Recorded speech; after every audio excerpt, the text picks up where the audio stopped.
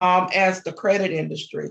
So what I've done is I've been able to use my knowledge and experience to be able to generate several six-figure incomes, including real estate investing. I'm a single mom of two wonderful young men.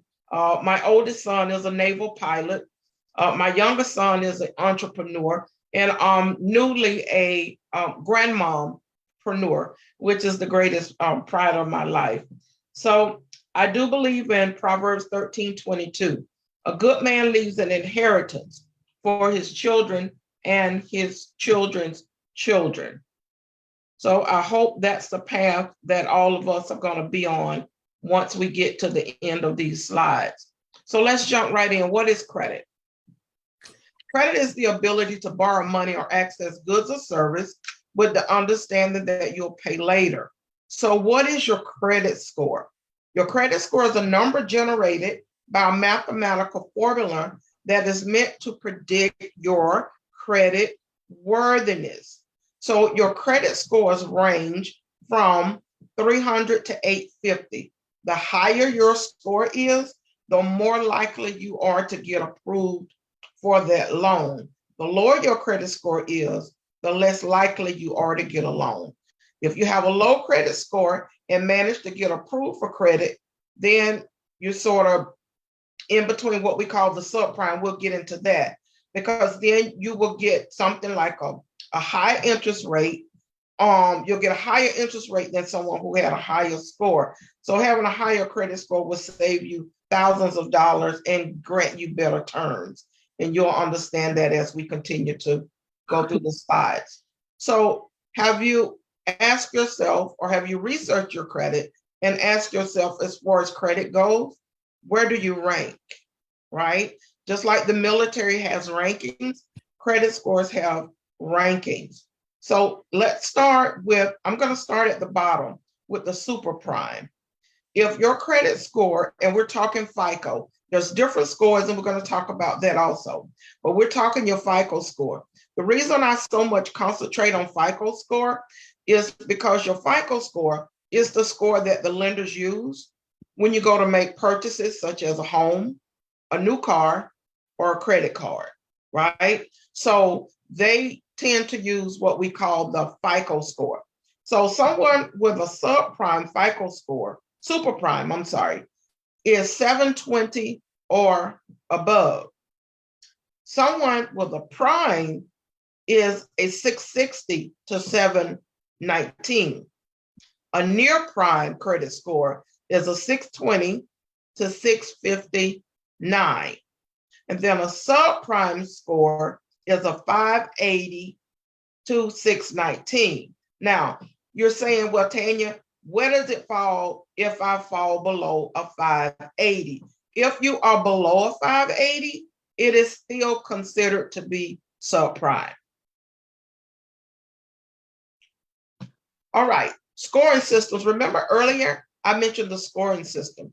So the FICO model, it uses a range between 300 and 850. Well, how do you get a 300? By your name and your address being correct on your credit report, right?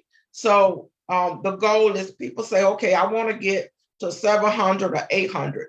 And it's not always about the score. And we'll talk about that also in a later slide. You have three major credit bureaus. Well, actually now you have four, right? But a lot of people only really know about three. You have Equifax. So what credit score model does Equifax use?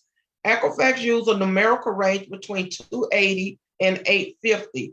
Equifax uses, in other words, Equifax scoring system is a combination of both Vantage and FICO, okay? TransUnion, the score they provide, they use what we call the Vantage Score 3.0 model. And that's important to remember as we continue on and as you learn more about credit, and you'll see why. Then Experian uses the FICO score. So if anyone is currently using something like Credit Sesame, or either Experian.com or creditchecktotal.com. Then you're pulling scores from Experian, and those are your FICO scores. All right, so what are the different types of accounts that you may have on your credit report? You have what we call revolving credit. Number 2, installment credit, and number 3, open credit. So let's go back to a revolving credit. Now, in just a minute, I see our attendees are quiet, but it's going to get interactive in just a minute. So be ready to come off mute, and you're going to have a few exercises that's going to be coming up. So we go back to the first column for revolving credit. On a revolving credit, you have things such as credit cards. Credit cards are the number one items for revolving credit. Also, if you're looking to get a quick boost to your credit score, revolving accounts are always the number one way to go. Okay, we'll get more in depth into that a little bit later. Also, another type of revolving credit are HELOCs. HELOCs are home equity lines of credit. And then what are home equity lines of credit? Say, for example, if I own a home on 123 Main Street, and I purchased my home, and I might have been there 5 or 10 years, and now I built up equity in my home, meaning that I owe less than what the value is, right? The value of it today, it may be worth $400,000, but I only owe $200,000. So my equity is what? $200,000, right? The 400 minus the 200 that I owe. So most companies, what they will do, I actually just had a client, just got a HELOC, and most companies will loan, depending on your credit score, anywhere from 90% on down of whatever your home value is, and they'll set it up as a line of credit. Also, another revolving credit is personal lines of credit. Just like you go somewhere, you go to, say, for example, your bank or your credit union, and you say, okay, I want a line of credit, not a loan now, but a personal line of credit is also a revolving account. Now, in the second column, installment credit. Now, installment accounts don't weigh as heavy or as high, I should say, when your credit score is calculated than revolving credit. So what is installment credit? Auto loans, right? For all of us who have automobiles, that is considered an installment loan, installment credit. Student loans, right? For anyone who's ever gone to college and now have student loans, those are installment credit. Mortgages is installment credit. Then what is open credit? Now, you see charge cards and you see credit cards. You see credit cards on the revolving credit and then charge cards on the open credit. And you say, well, Tanya, what is the difference? Charge card is like a store card, right? Where it can only be used there, right? So that's your charge card, or your utility bills. Those are open credit. So now another thing considered to be open credit is a cell phone bill. Like now you see Experian, you see the cow go boost. So now, like when you see things like the Experian boost, they can now add things to your credit like your rent, your cell phone bill, and your utility bill. So those things are good items to be added only if you've never missed any payments within the last 12 months. Okay. All right. Moving right along. Now we're gonna do a little something. So y'all are gonna come off of mute. It's gonna get interactive here. Okay. Get my ink pen. It dropped. So we're gonna play a little something. We're gonna do a little something called Did You Know? Okay. Now I'm gonna start it off. Well, there is a such thing as you're gonna learn with credit and all of these agencies. It's about nothing but data, right? They do a lot of what we call data mining. And as we go on, you'll learn that nothing about you is private. I can get your first name, last name, don't need your social security number, and then I can give you your whole life history and probably everything that you own or ever owned. Okay. So it's all about data. So there's something called the National Fraud Database. This is just one of the large places. We call it a data repository site. Okay. And up under the National Fraud Database, it lists anything that they've considered to be fraudulent, or say, for example, if someone ever stole your credit card, or identity theft, or anything like that, all of that goes up under the National Fraud Database. Also, did you know that, and this is on here, this is just a little side tip, that anytime you purchase something and you take it back to a store, you know why they ask for a copy of your driver's license? Does anybody know? Anybody want to guess? No? They ask for a copy of your driver's license because they are keeping track of all of your returns. And they track you based upon your driver's license number and your date of birth. Those are the two things that they use to match. That's why some stores now have begun to set limits. They'll say, okay, you can only return ever so many items within a certain amount of time, because that's also in a database. Okay. Also, did you know that the credit bureau, a lot of people think that the credit bureaus are government regulated or government owned. They are not. Wow. Our credit bureaus are for-profit companies. Just like my company is a for-profit company and Nikki company is a for-profit company.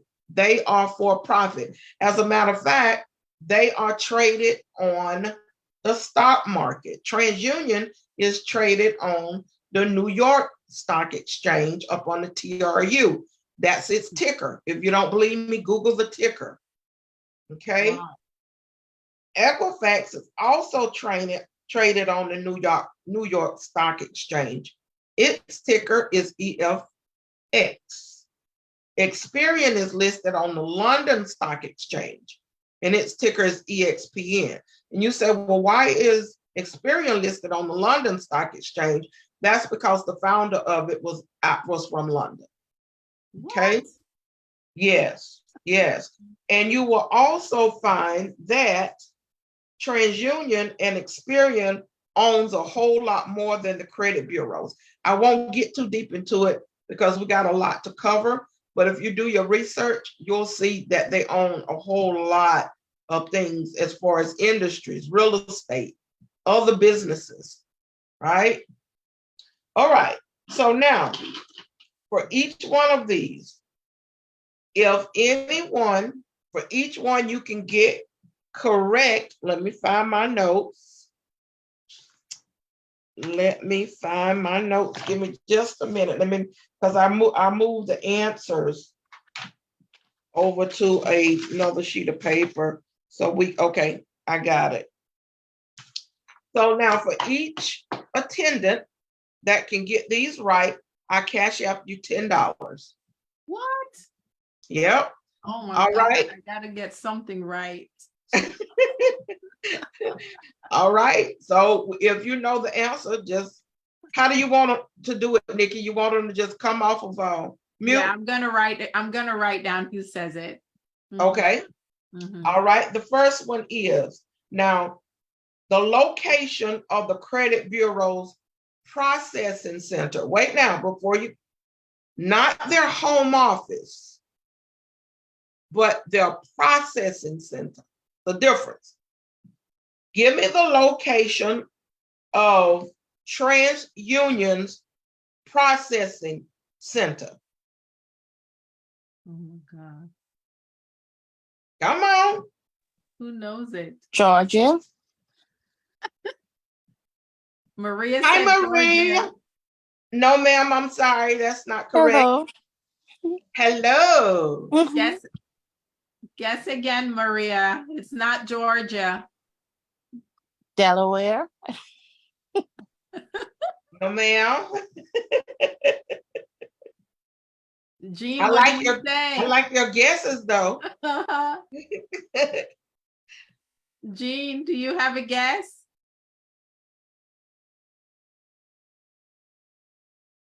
The Jean is still on mute. How about you, Jesse? You have a guess?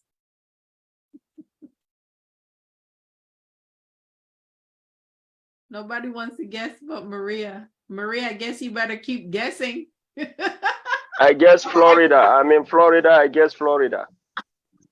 Hi, sir. No, sir. Oh gosh, it's not Florida. Hi,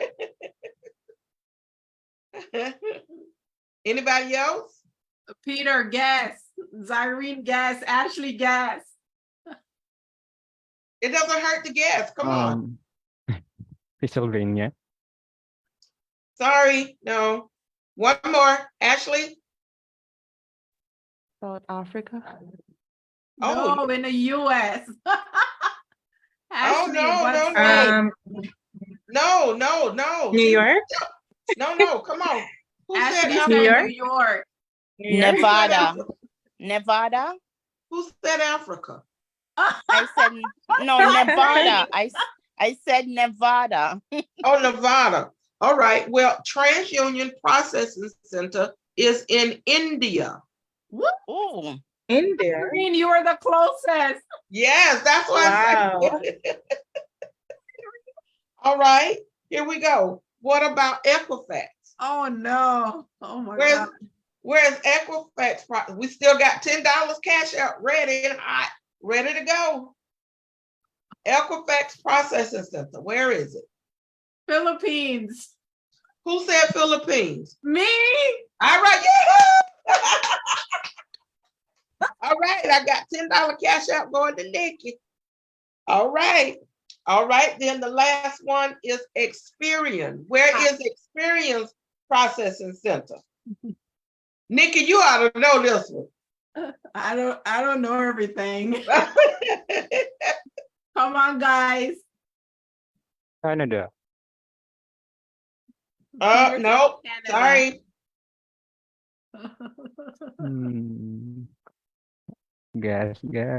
Maria, come on, get It's something. actually, yeah, California. no, sorry. Now, Experian is the largest of all three credit bureaus. So they have two locations. So this is going to be a $20 payout. What? Ireland. No. Ireland, no. Keep guessing. Would Philippines be one of them? Or India? You kind of lukewarm there now. Oh my God. California. All right, I give you one. I give y'all one. Pakistan. I give you, huh? Pakistan. Lukewarm. I give y'all one. Jamaica. Who? Jamaica. Huh? What'd you say, Nikki? I said Jamaica. That's one. That's one. Yeah. Kingston. Jamaica, Man, Trinidad. I'm on the roll. Trinidad. No. No. Lukewarm. Bangladesh. Lukewarm. Oh God. So it's somewhere around that. Malaysia. No. Ooh, lukewarm. Oh, something over there. What else is over there? Singapore. I think I'm gonna just have to give it to Maria for good guesses. How about that? Brazil. Yes. Chile. Chile, okay. Oh, Chile. Man, Ashley, you made me get Jamaica. Oh my. I said it to myself, but I just didn't say it out loud. I was about to say, does anybody know where Nikki is from? Wow. Wow. Isn't that amazing? So Yeah. yes, they are headquartered in the United States, but none of the processing takes place in the United States. Yes, Wow. yes. So we still got two more. Okay. This ought to be easy. Credit Karma is owned by which company? TransUnion. Who said that? Maria. Maria got $10 coming. All right. And Credit Sesame is owned by who? What's the Credit other one? Sesame. Who owns Credit Sesame? Adrian Nazari. Who? It's either gonna be Equifax or Experian, guys. Guess well. I'm gonna say Experian. Maria got $20. Y'all better. Oh, Maria, put your cash app in the chat. I don't Nikki have a cash.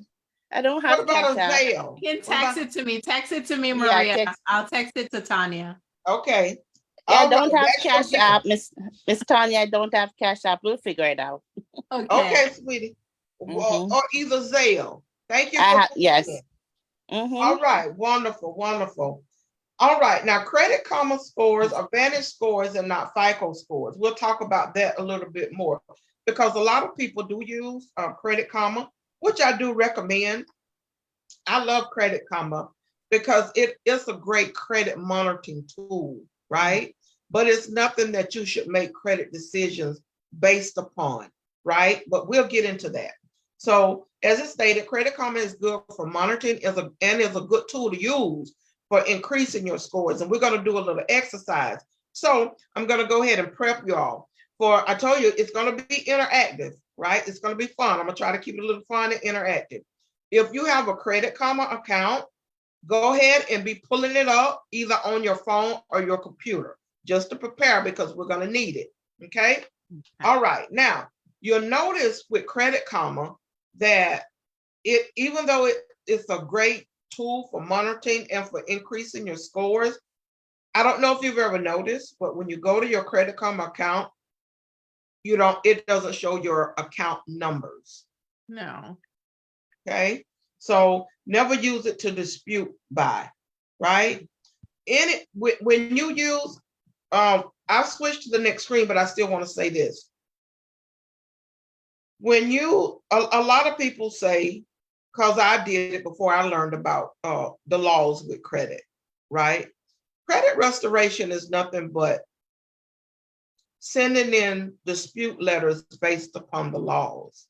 And what are the laws? The laws are Fair Credit Reporting Act, Fair Debt Collection Act, the Billing Act, the Serviceman Act. Did you all know that military or active military and military veterans, their credit laws are totally different from everybody else's? Their credit laws fall up under the Serviceman Act. Okay. So when people say, oh, credit restoration companies, they this and they don't do, listen, if the big boys played fair, Experian, TransUnion, and Equifax, if they played fair, you wouldn't need companies like mine.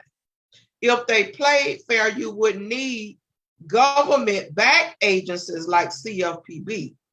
CFPB does not regulate the credit bureaus. They're the ones put in place to slap them on the hand because they keep breaking laws.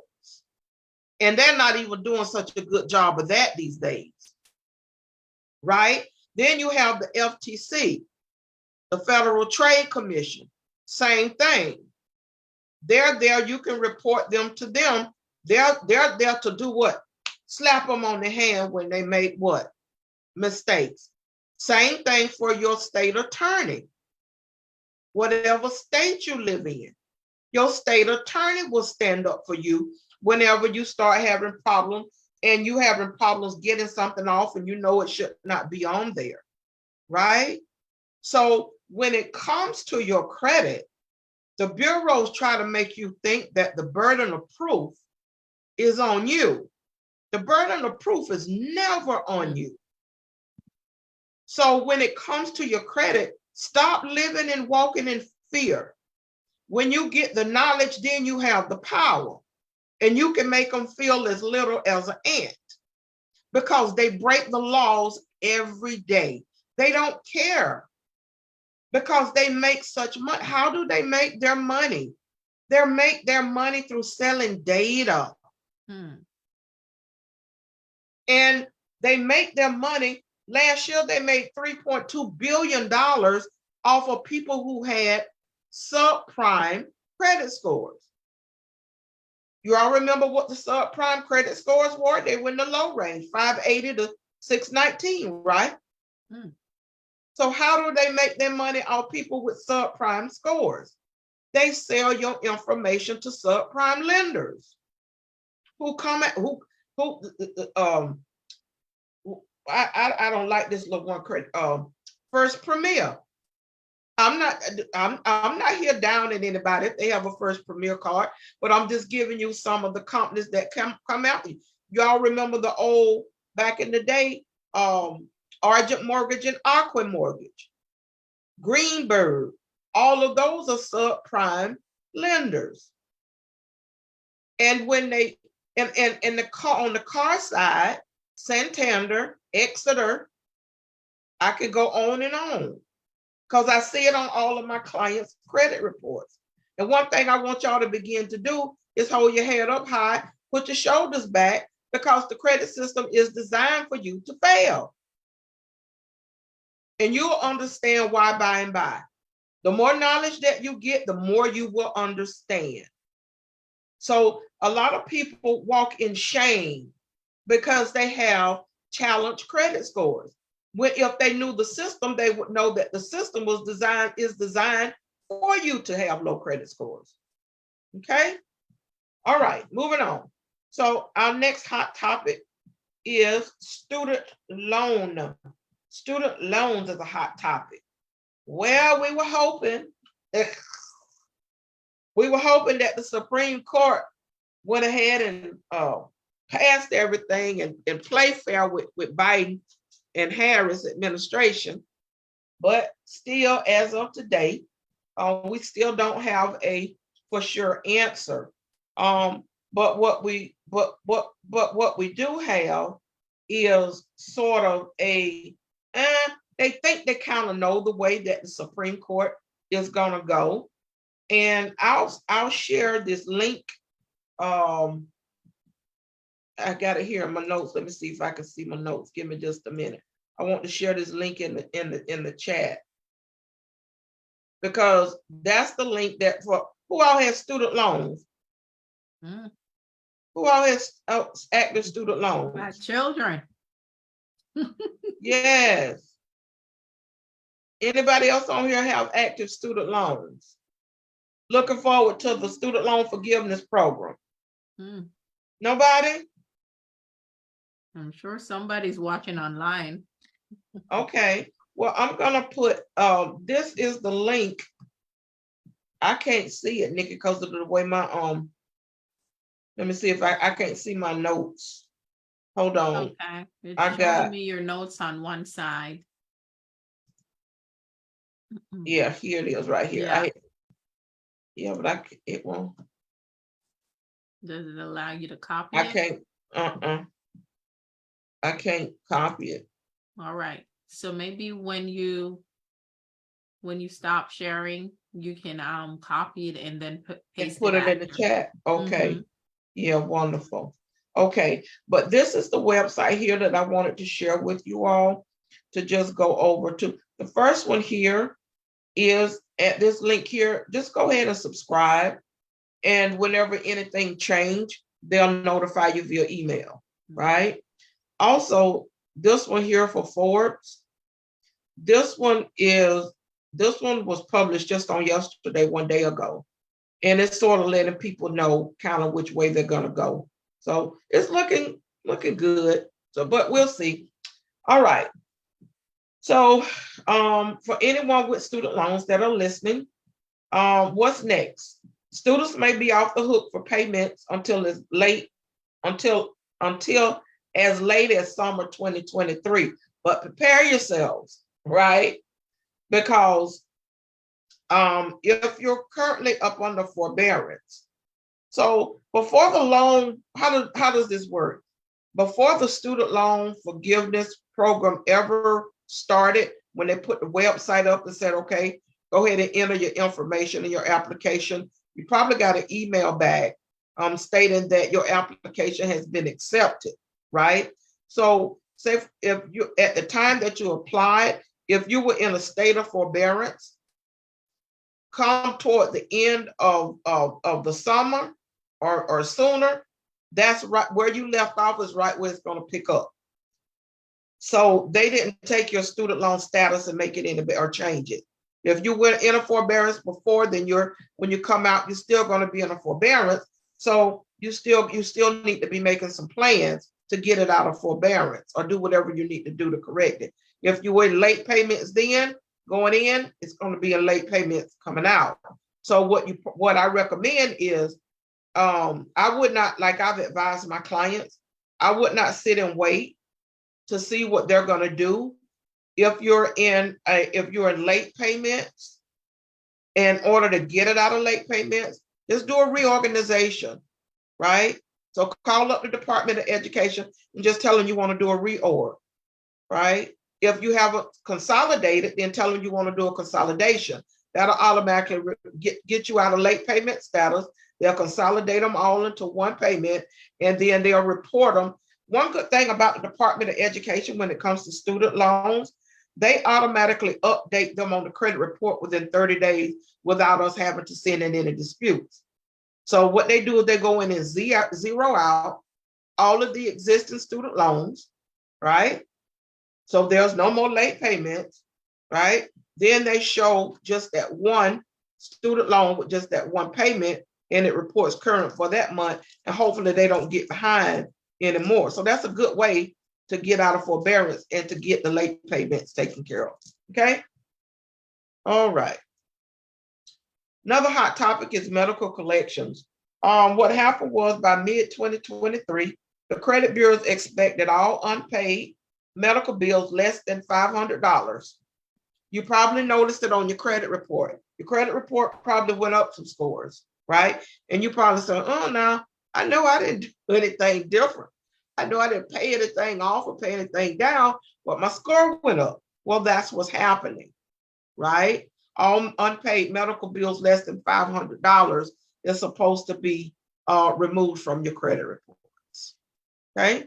Now, second thing is as of July 2022, which was last year, paid medical bills no longer appear, right? So some people went back and paid a medical bill, whether it was a collection or with a doctor's office, but they were still on the credit report because they were still being nasty, letting them stay on there, even though it didn't weigh in your score, right? They were still on there. So now if it's paid, as of July 2022, they just removed them, okay? So also beginning January 2023, which it began the first of this year, Vantage Score 3.0, and who uses Vantage Score 3.0? TransUnion, right? Remember? They will no longer include medical debt in your credit score calculation. And also good news, 2 years ago, whenever you go to get a new mortgage, they use a software like a desktop underwriter software to get your approval or disapproval. Medical debts are no longer considered when you're going to get a mortgage. I don't care how large or how small it is. Okay? I didn't say it's not calculated in your score. I'm just saying that when you go to get a mortgage, if you got $1,000, $2,000, $5,000 medical collection account, they overlook it. But why is it still to your advantage to get that medical collection off your credit report? Because your score will go up, right? Even though it's not considered when you go to get your what? Qualify for your mortgage. Okay. Any questions? We got Q&A at the end. Mm-hmm. We're good. Okay, wonderful. All right, now I want you to get some pen and paper for this one because I do not share my presentation slides because as Nikki stated, we do travel given these free events.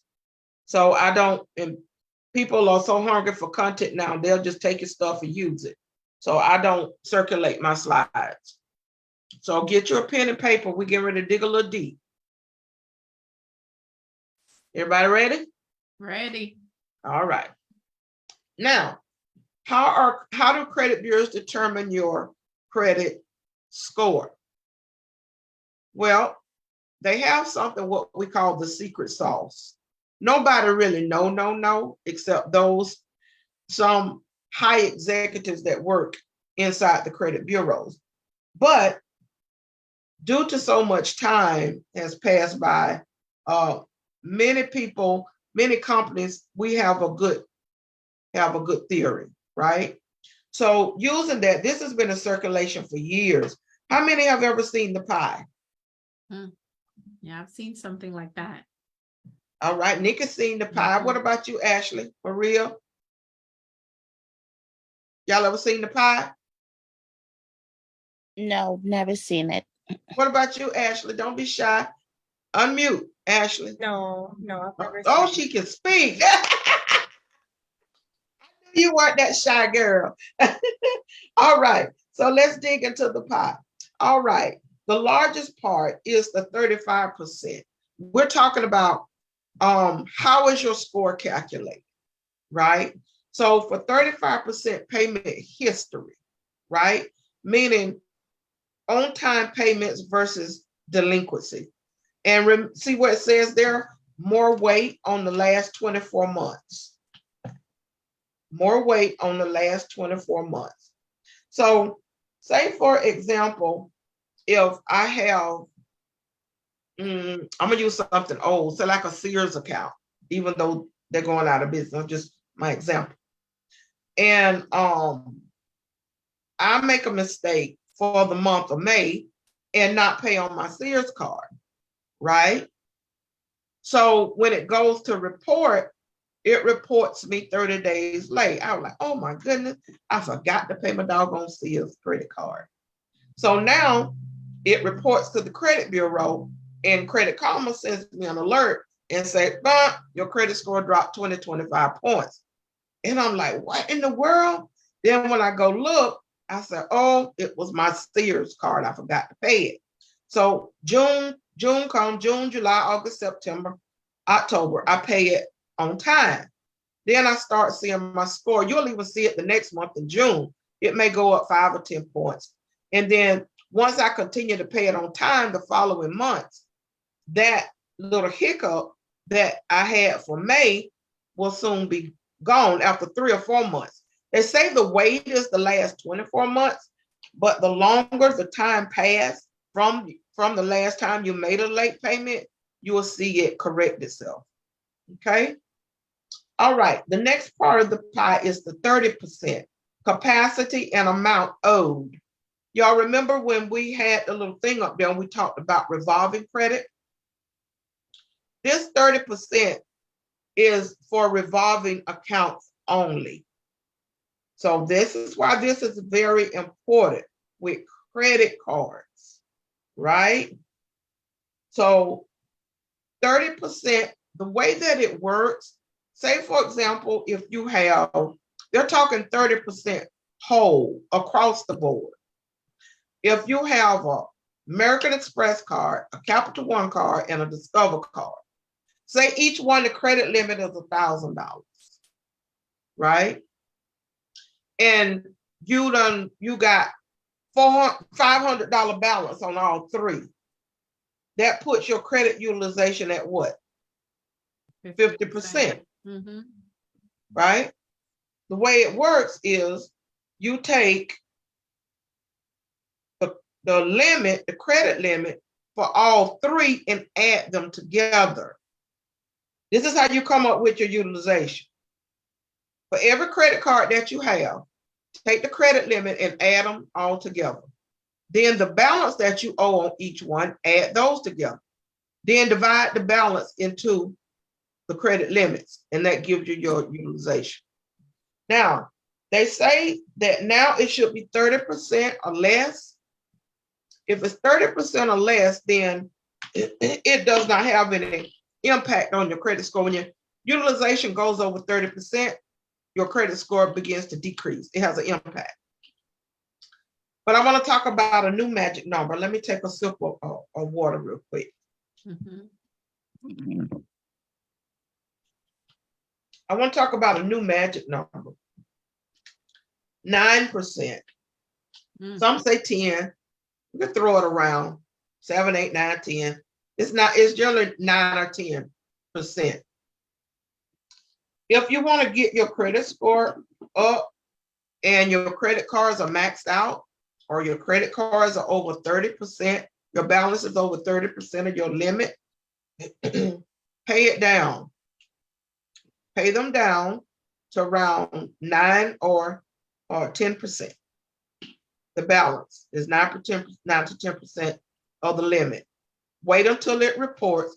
Then I got a nice little spreadsheet I'm going to send to each one of you all. You don't have to guess at it. I'm going to share it with you. It's a spreadsheet you can download and use. You can keep it and just follow each line item, and then you won't have any more problems with your capacity and amount owed being over 30%. Okay, I'm going to give that to you all on today.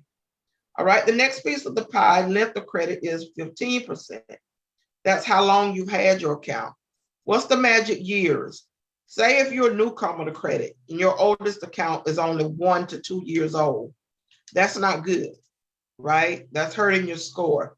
It needs to be 3 to 5 years, right? If you don't have an account that's 3 to 5 years old on your credit, you want to, depending on, now when I give advice like this, if you're thinking about, because this is mainly for people looking at purchasing homes, you don't want to do anything that's going to impact your DTI to prohibit you from qualifying for your new home, right?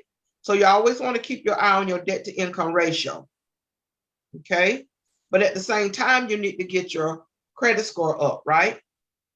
So when getting your credit score up, the quickest way is a revolving account, which is going to do what? Increase your DTI, right? So if you I can, just want to say, sorry, I want to say DTI is debt to income ratio. yes. Yes. Yeah. And if there is someone that has a family member or loved one that has good credit, or they don't even have to have impeccable credit, long as they've been good with that credit card, never missed any payments, right? Pay on it on time, and it has like a 10%, 9 to 10% utilization. Just ask them to put you on as an authorized user. Tell them they don't need to send you the card, right? You just want to be added. Or either get something what we call a trade line. Are trade lines legal? Yes, they are. Purchase a trade line. People do it every day. Okay. Now, next part of the pie is new credit. Well, 10%, that's just what it says. It talks about number of inquiries, new accounts open within the last 12 to 18 months. So if you're one, if your credit scores are challenged right now, stop just applying. There's no magic with something that's going to slip through and somebody, if they're saying no, there's no magic that's going to happen when somebody just says yes. You're only hurting yourself, right? You got to stop, hit pause, repair your credit, get your scores up, and then get those inquiries off. We're going to talk about inquiries in just a minute, okay? The last part is 10% is the type of credit used. It's just a mixture. They like to see a mixture. They like to see installments, revolving, open, mortgages, and car notes. You'll notice that when you go to get your mortgage, when you go to buy a house and you get a mortgage, your credit score is going to shoot up. Why? Because not only with credit is it dependent upon utilization and how you make your payments, but they also measure temperament. So they're saying, okay, they purchased the house, so that means that they are what? They are a responsible person. If now they have an asset of $200,000 to $300,000 to $400,000, your credit score automatically shoots up. Okay. All right. Go to the next slide. Oh, I think we were already there. All right, it's essential to opt out. When we talk about opting out, it's essential to opt out if you have something like a bankruptcy on your credit report or public records, right? What are public records? Public records is any information that's recorded down at the county courthouse. Could be a judgment. Sometimes for student loans, if individuals let them go so far, the payment, then they get judgments filed at their county courthouse, right? So just keep in mind that if you are indeed looking at acquiring a mortgage in the county that you live in, if there is a public record out there against you, that has to be addressed. They're going to pick that up when they go to close on your loan, right? All right, if you have a public record such as a BK, child support, tax lien, etc., it's essential to opt out from LexisNexis and LCI. Okay, and I will share these with you all, right? I'll share this whole slide with you all, right? So what you want to do is you want to put a security freeze on your IDA Sage Stream and ARS for credit reports. Banks and other lenders will not be able to access them. So, which means banks will have to. So why do you do this? Because remember, you have other places that are what? Like LexisNexis is a big data repository center, right? They're not a credit bureau, but they are a big data suppository. If you order your LexisNexis report, I bet you it's 100 plus pages. It has every place you've ever lived. It has every insurance you've ever had, every place you've ever attended college. I could go on and on. They even have reports out there for every prescription you've taken, every car accident you've been in, every workman's comp claim you've ever claimed. I could go on and on. So anyway, the reason you want to block those is because now you don't want the banks to pull from the data repository. You want them to have to go straight to the what? To the credit bureau. You say, dang, well, my information over at the credit bureau, it's already inaccurate. And I got some other places I got to go to make sure my data is accurate. Yep. Because you say, well, if something is deleted over at one of the credit bureaus, then why don't they feed it over into one of the data repository places like LexisNexis? Because they don't. They leave it up to you to order it and dispute it yourself. So while you're opting out, order your report. Okay, any questions? Oh, remember when I say that a lot of people say that there is just one credit bureau, 3, but there's 4. The 4th bureau is Innovis, INNOVIS, Innovis. Innovis mostly does a lot of reporting for mortgages. A lot of companies don't use them, but they do some reporting, but theirs is mostly for homes and mortgages. All right, so for the worksheet that I'm going to share with you all, can you all see the worksheet okay? Yeah, we can see the worksheet. I just wanted to point out it's about 7 right now. So we're at the hour mark. Oh, wow. Well, thank you. Okay. All right. So this is the worksheet that I'm going to share with you all real quick. So for each, my mouse incorporate, here we go. So I'm going to share this with you all, and I want you to call each creditor that's listed on your report for each account, not for the collections, but for credit cards, right? And for mortgages and for your car. And you're going to find out a lot of things, right? Like, for example, you're going to ask if your interest rate compounds daily, if you're late, right? A lot of people don't know that if your car payment is due on the 10th and you don't pay it to the 20th, that you've been charged $30 a day until you pay it. So by the time you pay it, you're not paying principal off. Only thing you're paying is interest. And still you wonder why your car note payment is still, the amount owed is still so high, That's serious. right? Here, I can capture that one. I put that one in the chat. So go and go there and download the spreadsheet. Just download it. Don't change anything on it. I'll lock it back probably Tuesday. I'll give y'all to Tuesday. Okay. All right. I hope that helps. Thank you. You're welcome. All right, then real quick. So this is not our grandparents' credit. I was listing some of the credit cards that I knew that had some great rewards. Remember, I put always be vacationing. And there are some great cards out there that you can use to vacation. Like, for example, your Navy Federal Rewards card, they give you cash and points. You can use the cash to pay back your own for the Navy Federal card, or you can use the points to go over to the store to purchase things, purchase items, any type item. Have some nice things. American Express Platinum, it pretty much speaks for itself. When we go over there, it has some great benefits, right? I'll share that link in the chat with you all as well. One of the benefits that a lot of people love with American Express Platinum is whenever you travel, you get to stay in the lounges.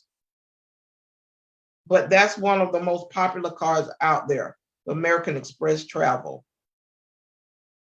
Okay. All right, so I will at the top of the hour, even though there is more for me to go because there's a lot, but let me get to my Q&A. Let me get out of this screen here.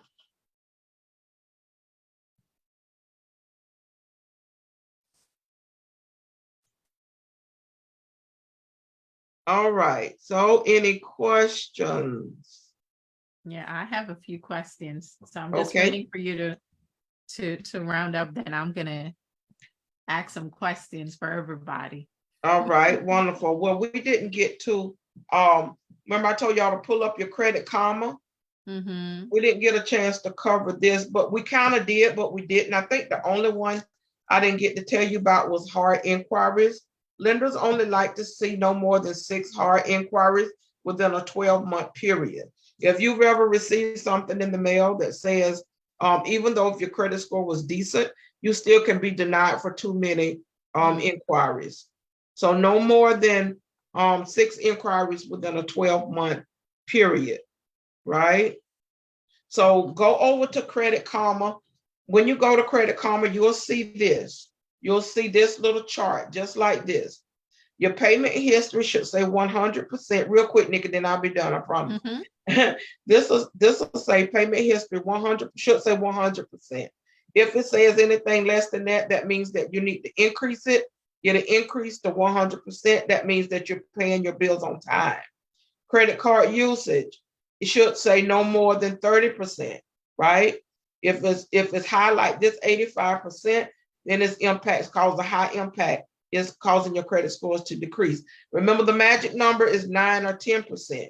But if you can get it to 30%, then that's okay. But now the trick of that trade is you say, well, I'm robbing Peter to pay Paul. I need to use my credit cards. So use that worksheet that I gave you to get the date that they report to the credit bureau and just make sure that the balance is paid down before they report to the credit bureau. So that's why that spreadsheet is important. Derogatory marks, that means any collections, any negative information, you want that to be 0. That's your goal. Credit age needs to be 3, 5 years or more. Total accounts, joining somebody in the 700, 800, they generally have 20, 25 on up total accounts. And we already talked about the inquiries. All right. Well, once again, I'm going to share some more information with you all. If there's anyone that was impacted up on the code during COVID, whether you lost your job and you have accounts that are reporting during that time and they were not supposed to due to the CARES Act, I'll share that link with you. And also, if you're interested in a credit Hero Do-It-Yourself Credit Repair, where it gives you a free download where you can boost your credit within the next 30 days. Then I will share that link also in the chat. All right. Once again, thank you all for joining and listening. And remember, the burden of proof when it comes to credit or any type negatory account is not on you.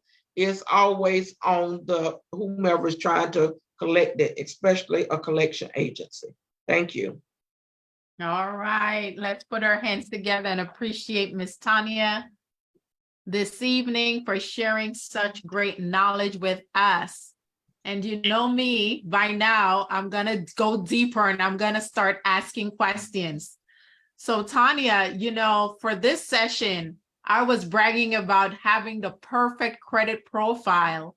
So every single time that you go to apply for something, you get approved. So what I want all the people to know is, you know, Tanya said a lot of things and I kind of summarized it. And as I go, I'm going to ask her some questions about it so we can clarify, because I want you to walk away with exactly what you need to do when you leave the session to go back and start working on your own credit. So, Tanya, I didn't hear anything about your name and your address. I'm thinking about a credit profile, and on the top, you normally see your name, you normally see your address. Can you share with us why is it important to have your correct name and how many addresses should be shown on your credit report? Sure, most definitely. Good question, Nikki. So on your credit report, you can stop sharing the slide so they can see our faces. Yeah. Okay, wonderful. There we go. So that's a very good question. So the first step in cleaning up your credit is to make sure that you have just your legal name, whatever name appears on your Social Security card, not your driver's license, but your Social Security card. That is the only name that needs to be present on your credit report. Also for addresses, you only want your current address and one other previous address listed on your credit report. And why is this?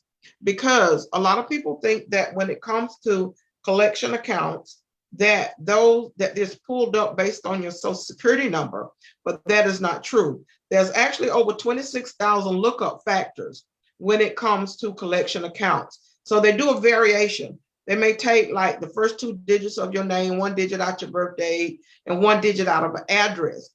When you look at your Experian credit report, it gives you the prime example.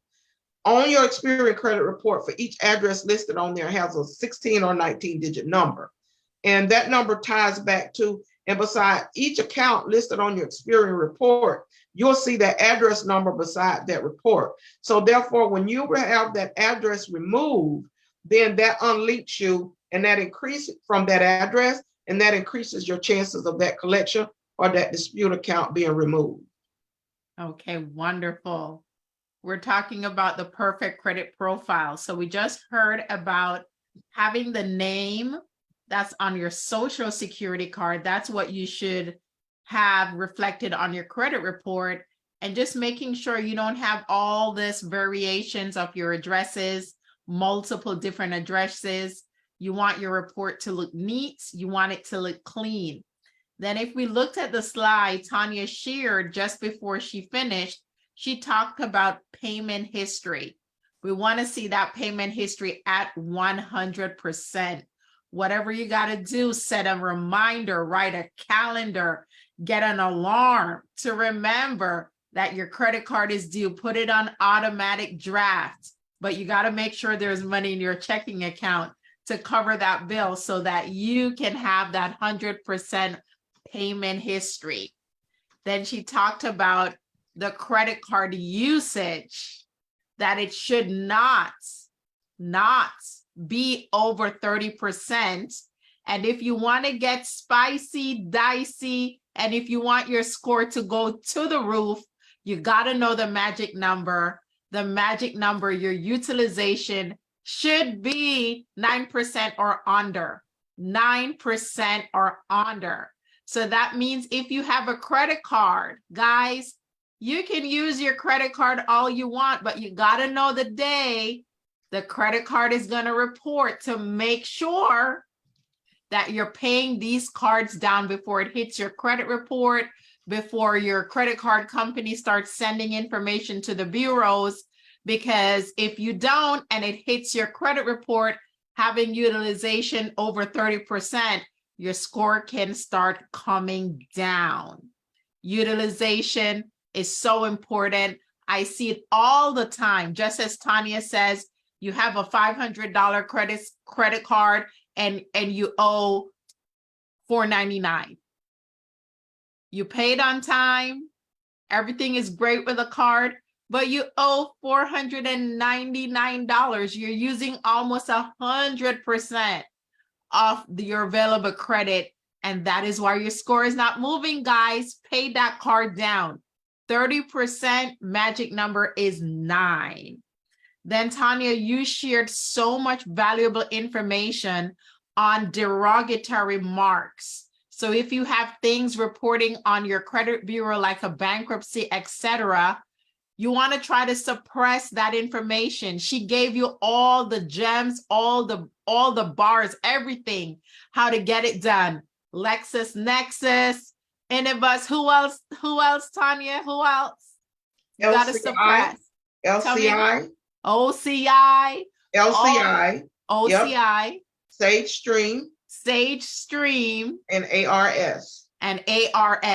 Yes. So guys, you got to pull your sleeves up and get that profile together.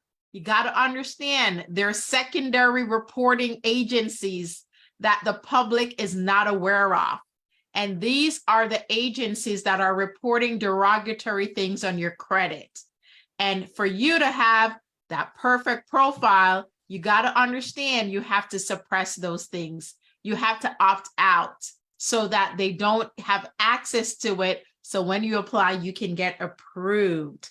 Now, your credit age, the only game I can give you, if you don't have your credit for a long time, you got to buy a trade line. Tanya, people can buy a trade line. Is that true? Hi, Nikki. Sorry, I was speaking on mute. Yeah. Yes, that is true. So there are various trade lines that are available for people to purchase, and there are different prices depending upon the age of the accounts. There you go. There you go. You heard it from the expert. There's actual companies, there's actual, places you can go and you can buy that, authorized user position and have that reflect on your report so you can have credit with a longer age. So if you just started your credit and you only have 1 year worth of credit and it's not going to happen for you, I'm going to post Tanya's number. You want to call Tanya and says, hey, I heard about buying trade lines. How do I do that? And then hard inquiries, guys. She spoke about hard inquiries. That means you keep applying and running that credit and getting ding, ding, ding, ding, ding, ding, ding, ding, ding. You don't want to have more than 6 dings. Okay? No more than 6 dings. All right, guys. So I think that covers everything Tanya spoke about in terms of the credit profile. We'll be sharing different clips from all she has said. And we are going to go off live right now. And I think we still have Maria. We still have Jesse. Do you have any particular question for Tanya before we close out today? Yes, I do. 2 questions. Thank you so much, Nikki, for this opportunity. And Tanya, thank you so much for coming. I've learned so much. Number 1, I would need to call the credit card to find out what date they report to the credit bureau, right? Yes. If I was you, yes, take a look in the chat.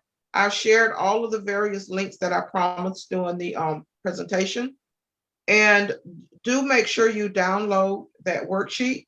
And and get the information for each line item there, not just the due date. All of that Okay. information is going to be essential to gather it together.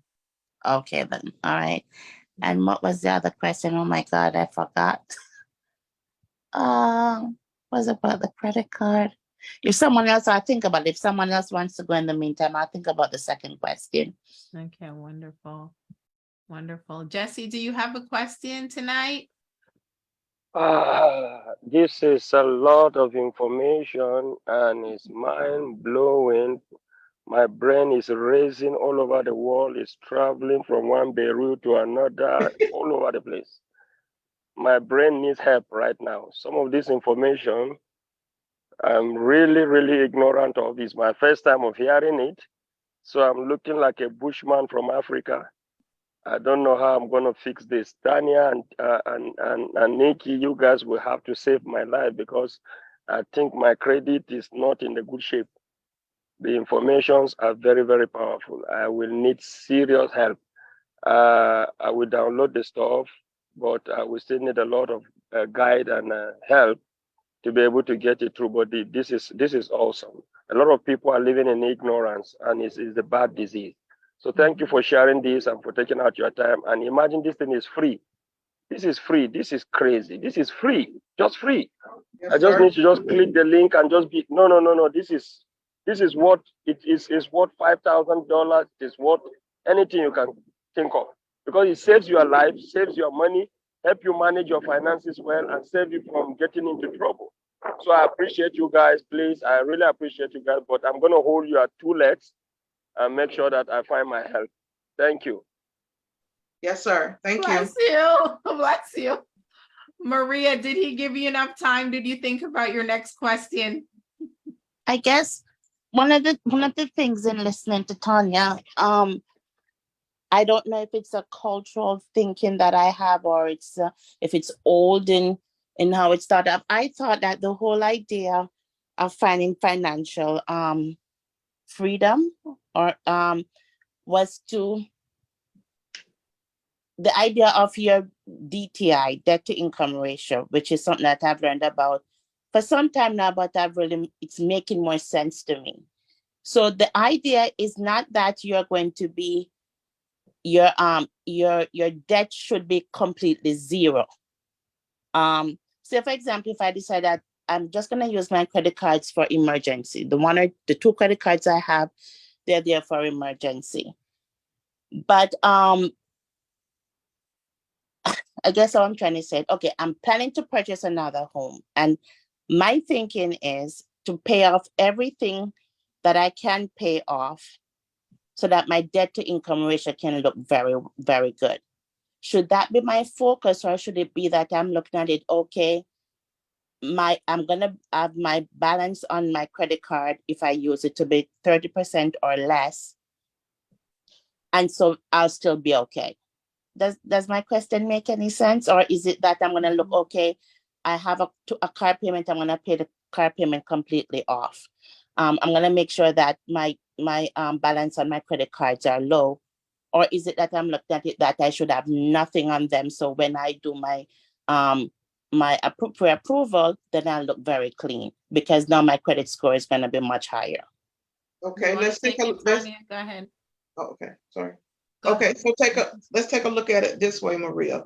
First of all, when it comes to your vehicle, right? First thing you want to do is you want to determine what your debt to income ratio is. Remember the formula we said to use. Now, for example, if you're going to get an FHA, right? Are you looking to go conventional or FHA? Conventional. So if you're looking to go conventional, for most of the mortgages with conventional, the DTI can go as high up to 55%, and some will go as high as 60 if you're like 720, 750. So then you want to use wisdom and you want to do your formula, right? Before you go paying anything off, first you want to make sure that it's beneficial. First, you want to see if your scores are where they need to be. If not, you want to get your credit cards down to at least a minimum of 30% utilization, right?